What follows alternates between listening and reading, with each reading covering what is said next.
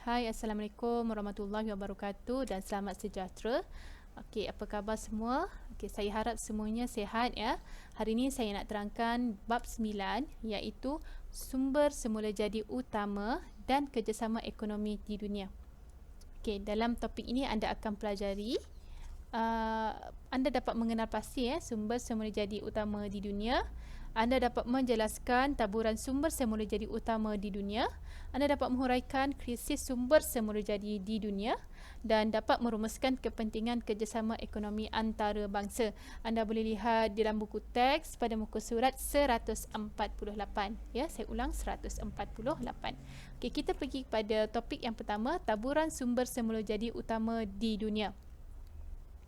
Okey, sumber tenaga ni terbagi kepada dua, bahan bakar dan juga sumber alternatif. Bahan bakar macam petroleum, gas asli dan juga arang batu.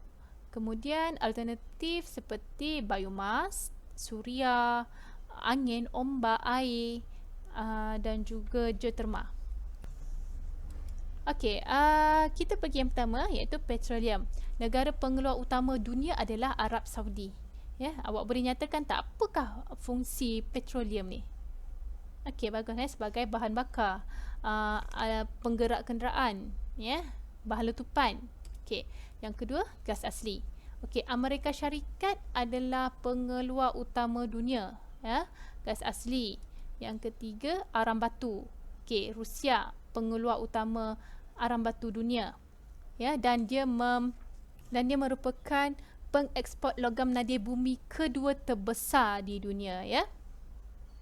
Okey, seterusnya adalah biomas ataupun biojisim. India ni dia dapat sumber tenaga daripada perebutan bahan-bahan seperti hidupan seperti benda-benda hidup lah, rebutan benda hidup seperti haiwan dan juga tumbuhan. Okey, bahan-bahan ni dia gunakan sebagai bahan api ataupun dalam industri lah. Okay, macam mana bahan perebutan haiwan ataupun tumbuhan ini dapat menjana elektrik, sumber tenaga. Maafkan saya, sumber tenaga.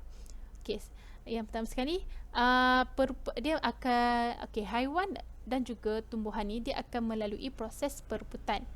Okay, apabila benda tu mereput, dia akan menghasilkan bau. Bau itu dia mengeluarkan mengeluarkan gas metana, ataupun gas bahan buangan lah. Selain daripada haiwan dan juga tumbuhan, sampah juga akan menghasilkan gas metana melalui proses perebutan. Bahan-bahan benda-benda hidup ni juga dia dapat menghasilkan etanol, ya, melalui hasil tanaman seperti jagung dan juga tebu. Kemudian biodiesel yang dihasilkan daripada tinggalan produk makanan seperti minyak sayuran dan juga lemak. Okey, sumber semula jadi yang seterusnya adalah air. Okey, China menggunakan sumber tenaga air ataupun tenaga pasang surut sebab China ni ada pantai yang panjang. Jadi dia menggalakkan penggunaan tenaga dari air laut yang pasang dan juga surut. Okey, penggunaan tenaga alternatif ni sangat digalakkan kerana dia sangat jimat. Dia tak memerlukan kos yang tinggi, dia tidak mencemarkan alam sekitar. Dan dia juga tidak memerlukan petroleum, ya. Okey. Tenaga pasang surut di China ni dia menggunakan kaedah proses empangan, iaitu ketika air pasang, pintu empangan dibuka dan air akan diempang hingga paras yang tinggi. Bila air surut pula, air yang terperangkap tadi dilepaskan dan dia akan menggerakkan turbin. Okey, turbin ni pula dia berada di dalam dasar laut. Bila dia akan menggerakkan turbin tu dan menjanalah hidroelektrik lah. Yang seterusnya adalah Jepun. Jepun ni menggunakan tenaga suria, matahari, ya. Dia akan memasang satu alat yang dipanggil sebagai fotovoltaik, ya, kat bumbung rumah lah. Alat tu dia akan memerangkap cahaya matahari tau. Dan haba dan wap panas yang terperangkap dalam cahaya matahari itu dia akan menghasilkan tenaga elektrik. Okey, tenaga elektrik di Jepun ni tenaga suria di Jepun ni dia dapat digunakan sebagai keperluan lah dalam negaranya, macam untuk isi rumah, pejabat. Kemudian ada juga kenderaan yang menggunakan kuasa apa ni, daripada tenaga elektrik sendiri, tenaga suria itu sendirilah. Contohnya macam bot yang menggunakan bateri tenaga suria lah. Alat komunikasi, ya. Okey, yang seterusnya adalah ombak.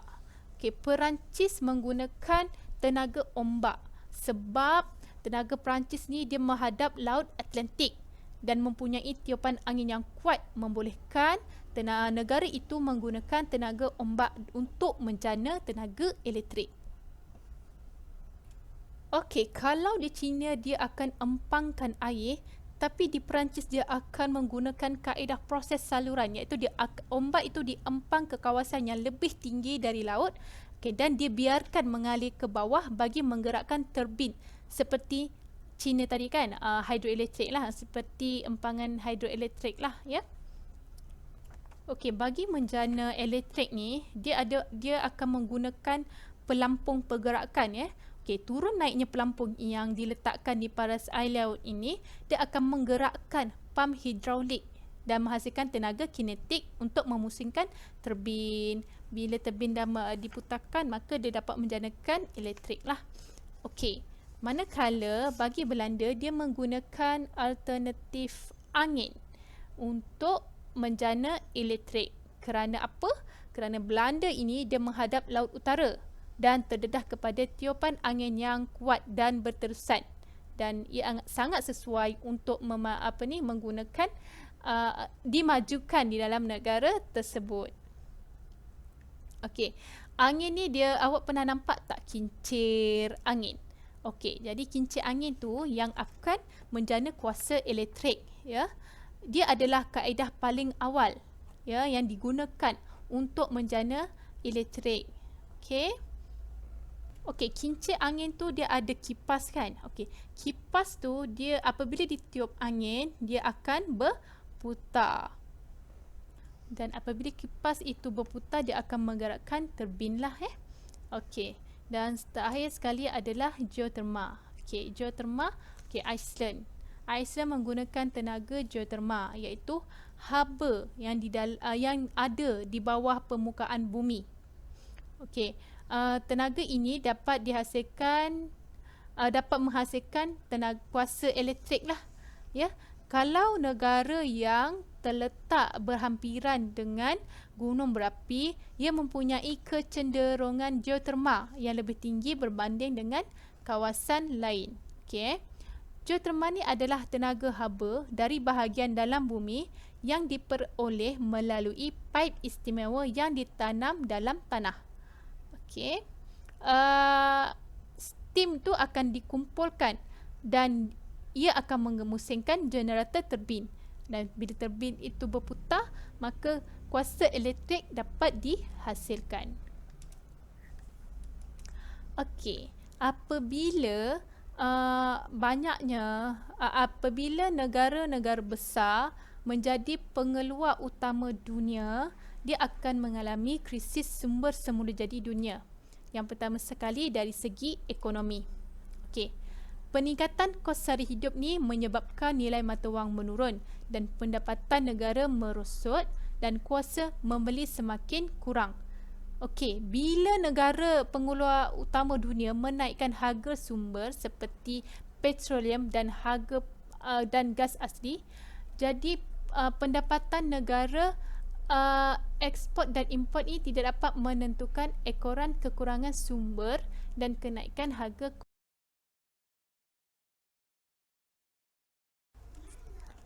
Okey, baiklah ya. Eksploitasi dan juga penerokaan sumber semula jadi ni secara berterusan dan tidak terancang dapat mengakibatkan kuantiti sumber semula jadi di dunia semakin berkurangan dan akan mewujudkanlah pelbagai krisis, antaranya adalah ekonomi, di mana pendapatan negara pengeksport dan pengimport yang tidak menentu disebabkan oleh kekurangan sumber dan kenaikan harga komoditi. Dan ini menyebabkan kenaikan harga sumber seperti petroleum dan gas asli dalam pasaran dunia dan peningkatan kos sara hidup yang menyebabkan nilai mata wang menurun dan sekaligus menjadikan pendapatan negara merosot dan kuasa membeli semakin berkurangan. Okey, manakala krisis sumber semula jadi dari segi politik pula berlaku akibat perebutan kawasan yang mempunyai sumber semula jadi antaranya beberapa buah negara hingga membawa kepada konflik wilayah. Contohnya negara-negara timur lah ya. Arab Saudi sanalah, Syria ya. Okey, yang kedua adalah disebabkan tekanan politik ke atas negara-negara pengeluar sumber. Okey, disebabkan dia mempunyai sumber yang menjadi sumber tenaga utama di mana-mana negara, maka dia adalah kesan daripada perebutan kuasa tersebut. Dan juga berlakunya konflik politik dalam sesebuah negara ekoran timbulnya pelbagai krisis ekonomi. Okey. Dan yang ketiga adalah krisis masyarakat, di mana peningkatan kadar kemiskinan dalam sesebuah negara dan wujudnya pelbagai masalah sosial dalam masyarakat serta peningkatan kadar kebuluran disebabkan negara dia tak dapat membekalkan sumber tenaga yang meningkatkan ekonomi negara, sebuah negara, maka rakyat tak dapat kerja, tiada kerja dan tiada duit untuk membeli makanan. Itulah menyebabkan peningkatan kadar kebuluran.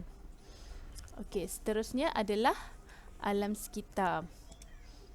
Okey, krisis apabila penerokaan untuk memperoleh sumber tenaga maka menyebabkan kualiti alam sekitar merosot ya dan mengakibatkan kemusnahan kepelbagaian flora dan fauna yang menyebabkan ketidakseimbangan alam sekitar dan juga ekosistem. Okey, dan sumber semula jadi semakin berkurangan. Okey, baiklah, kita pergi kepada topik seterusnya iaitu contoh kerjasama ekonomi antarabangsa. Okey, kerjasama ekonomi antarabangsa ni ia diwujudkan atas dasar ingin membantu sesama negara dalam bidang ekonomi. Okey, kerjasama ini terdapat dalam pelbagai bentuk, antaranya kerjasama kehubungan dua hala, kerjasama pelbagai hala, kerjasama serantau, kerjasama kumpulan negara, kerjasama sedunia dan juga kerjasama segitiga pertumbuhan. Okey, salah satunya adalah ini adalah lambang pertubuhan negara-negara Asia Tenggara ataupun ASEAN. Okey, ia ditubuhkan pada tahun 1967. Okey, itu adalah anggota negara dia lah. Awak dapat lihat di PowerPoint saya ni adalah anggota negaranya antaranya Vietnam, Myanmar, Kemboja, Brunei, Laos, Malaysia. Okey, pertubuhan ini ditubuhkan bagi menggalakkan kerjasama dalam pelbagai bidang antara negara anggotanya lah. Contohnya dari segi pendidikan, pelancong dan juga R&D lah. Okey, seterusnya adalah kerjasama ekonomi antarabangsa segitiga pertumbuhan yang melibatkan negara Indonesia, Malaysia dan juga Singapura. Okey, ia ditubuhkan pada tahun 1992 dan meliputi kawasan Kalimantan Barat, wilayah Riau, Sumatera Selatan, Johor, Pahang, Melaka, Negeri Sembilan dan juga Singapura yang ditubuhkan bagi menggalakkan kerjasama dalam pelbagai bidang ekonomi seperti pelaburan, perdagangan, perindustrian, pertanian, perikanan dan juga pelancongan. Okey, seterusnya adalah segitiga pertumbuhan Indonesia, Malaysia dan Thailand. Kalau tadi IMSGT, Indonesia, Malaysia, Singapura kan. Okey, yang ni IMTGT Indonesia, Malaysia dan juga Thailand yang ditubuhkan pada tahun 1994 Anggotanya adalah seperti Sumatera, 8 buah negeri di semenanjung Malaysia seperti Perlis, Kedah, Negeri Sembilan, Kelantan, Perak, Melaka, Selangor dan juga Pulau Pinang. Fokusnya adalah kepada pertanian dan industri asas tani, pelancongan, produk halal dan juga perkhidmatan. Okey, seterusnya ialah Kesatuan Eropah, ya. Okey, yang ditubuhkan pada 1958 yang dianggotai oleh 28 buah negara. Berikut adalah negara-negaranya lah. Okey, tujuan Kesatuan Eropah ini diwujudkan bagi perniagaan dan juga perdagangan bebas antara negara tersebutlah tanpa had kuantiti import dan juga ekspor.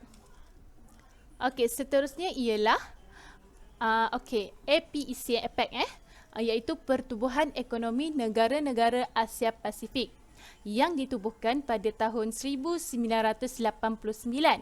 Antara anggota negaranya ialah seperti Amerika Syarikat, China, Singapura, Australia, Hong Kong dan juga sebagainya lah. Awak boleh baca di slide saya ni. Dan juga ia ditubuhkan bagi menggalakkan perdagangan bebas antara negara anggotanya lah.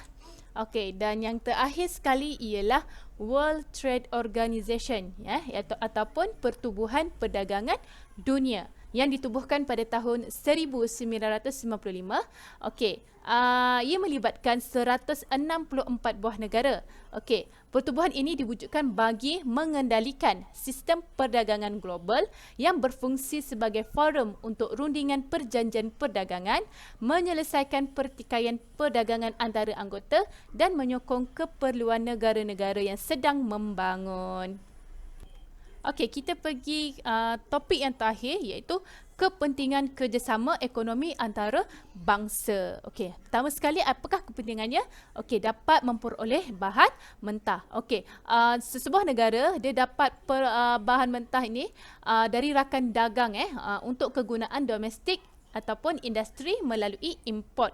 Contohnya China mengimport petroleum dari Arab Saudi, Oman, Iraq dan juga Rusia. Okey, yang kedua adalah untuk meluaskan pasaran.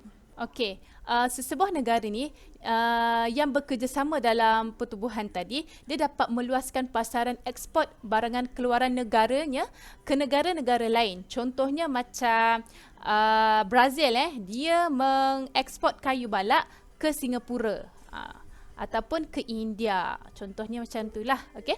Kepentingan yang ketiga ialah dia dapat membentuk hubungan perdagangan. Dia dapat membuka peluang antara negara menjalinkan hubungan perdagangan dan mendapatkan keistimewaan seperti cukai dan juga tarif kuota. Okey.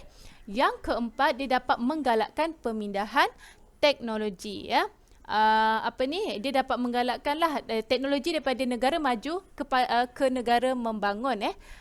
Contohnya dengan memberi bantuan daripada pekerja ataupun pakar ke negara yang memerlukannya. Contohnya Amerika Syarikat yang mempunyai pakar dalam bidang ekonomi, dia akan pergi ke ataupun dibawa ke negara yang sedang membangunlah, contohnya Indonesia ke Malaysia macam tu ya. Okey, dan yang terakhir sekali adalah untuk mendapatkan bekalan buruh asing. Okey, dapat mempermudahkan kemasukan tenaga buruh asing dari sesebuah negara ke negara yang lain. Okey, tenaga buruh yang kurang mahir ni kebanyakannya berasal dari negara membangun. Contohnya Bangladesh, Indonesia. Okey, tenaga yang kurang mahir ini biasanya dia berada dalam sektor pertanian, peladangan, perkilangan, pembinaan, pembuatan dan juga perkhidmatan. Okey, ini sahajalah perbincangan untuk topik bab 9. Sehingga berjumpa lagi. Sekian, terima kasih.